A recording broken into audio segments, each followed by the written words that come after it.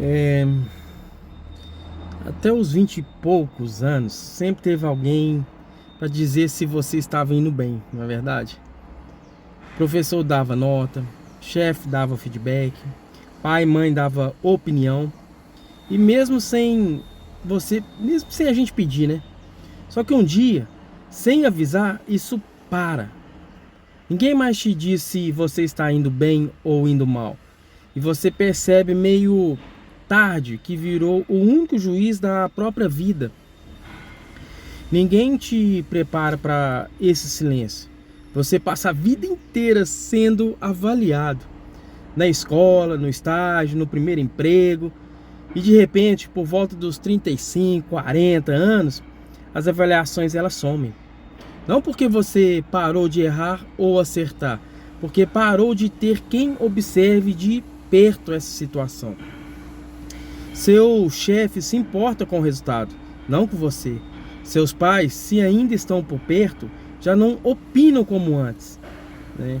Seus amigos têm a própria vida para dar conta. E você fica ali, sozinho, com as próprias decisões, sem ninguém para confirmar se está no caminho certo. Repara onde isso mais dói. No trabalho, você já não tem um chefe corrigindo seu rumo todo mês. Ou virou o próprio chefe. Ou está há tanto tempo no cargo que ninguém mais questiona o que você faz.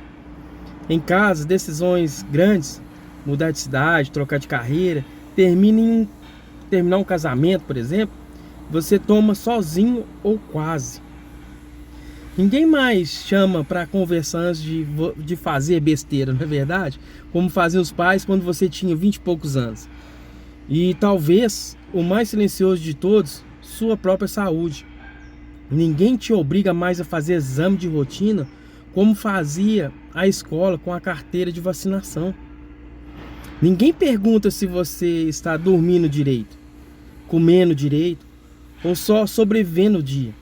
Você virou responsável por se cobrar em áreas que antes alguém cobrava por você. E esse silêncio pesa mais do que parece. Porque na ausência de alguém te avaliando, você começa a fazer isso sozinho. E geralmente de um jeito mais duro do que qualquer chefe ou professor faria. Você compara sua vida com a de quem conseguiu mais. Questiona decisões antigas, se pergunta se trocou de emprego na hora certa, se casou, se teve filhos, se comprou a casa do jeito certo. E não tem ninguém para te dizer, está tudo bem, relaxa. Você virou réu e juiz do próprio julgamento. E esse tribunal nunca fecha. O problema desse tribunal interno é que ele não busca justiça. Busca prova de que você errou. Porque autocrítica sem limite não protege ninguém. Ela só desgasta. Ela só arrebenta. E talvez seja por isso que os 40 pesam diferente. Não é o número, é a solidão de decidir sozinho, sem manual, sem ninguém junto para dizer se o próximo passo ele é certo. Você aprendeu a se virar sozinho no trabalho, nas contas, na casa. Só que ninguém te ensinou a se virar sozinho com as próprias dúvidas. E existe uma diferença enorme entre ser independente e estar absolutamente só com o peso de cada decisão, sabe? E se você chegou até aqui, talvez tenha se reconhecido nesse silêncio. E se foi assim, eu preciso te contar uma coisinha, sabe? Essa é só a primeira parte de uma conversa maior que eu quero ter com vocês. Porque esse mesmo silêncio que ninguém avisa é o motivo pelo qual, aos 40, muita gente também perde os amigos sem perceber quando isso aconteceu, né? As mesmas pessoas que antes preenchiam parte desse vazio de avaliação e apoio, somem também. Eles somem.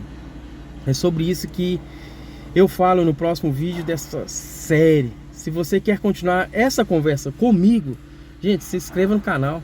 porque essa é uma jornada que em várias partes, vamos dizer assim, e eu não quero que você perca o resto dela, tá? E desculpa aqui o local aqui, pessoal, tô na minha hora de almoço, dando uma descansada, sabe?